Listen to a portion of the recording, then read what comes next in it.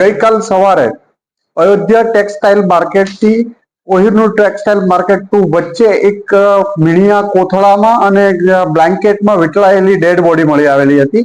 એ વણ ઓળખાયેલી dead body હોય, જેથી પુણા પોલીસ સ્ટેશનમાં મર્ડરનો ગુનો દાખલ થયેલો હતો અને ગુનાની ગંભીરતા જોતા કમિશનર સાહેબે સુરત ક્રાઇમ બ્રાન્ચની ટીમો પણ વિવિધ કામે લાગેલી હતી, જેમાં ક્રાઇમ બ્રાન્ચની 12 ટીમો અંદાજિત 101 માણસો વણ ઓળખાઈ ડેડ બોડીના ફોટા સાથે અલગ અલગ વિસ્તારોમાં જોતા હતા.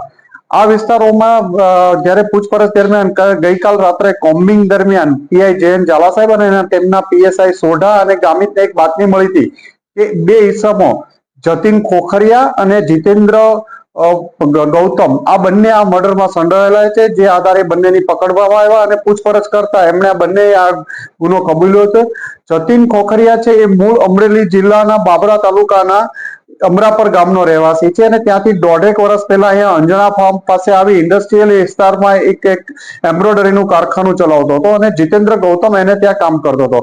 અંદાજિત એક વર્ષ પહેલા એને 3.5 લાખ રૂપિયા, જે મરનાર છે એનું નામ ઇમરાન કુરેશી હતો, એ પણ બાબરાના એના ગામનો જ વતની હતો અને બંને મિત્રો હતા.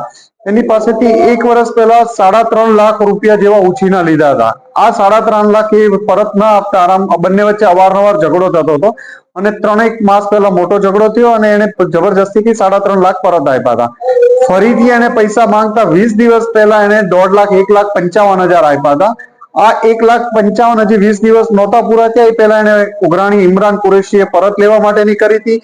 વારંવાર એને ગાળો આપતો હતો, એને 2 વાર માર્યો પણ ખરો અને ગઈ 13 તારીખે સવારમાં 8 વાગ્યામાં એના કારખાનામાં આવીને બેસી ગયો હતો અને એને ફરીથી ટોર્ચર કરતો હતો અને જો નહીં આપે તો એને કિડનેપ કરી રાજકોટ લઈ જવાની ધમકી આપી હતી, જેથી એને તરત કારખાને જઈ એને મારી નાખેલો.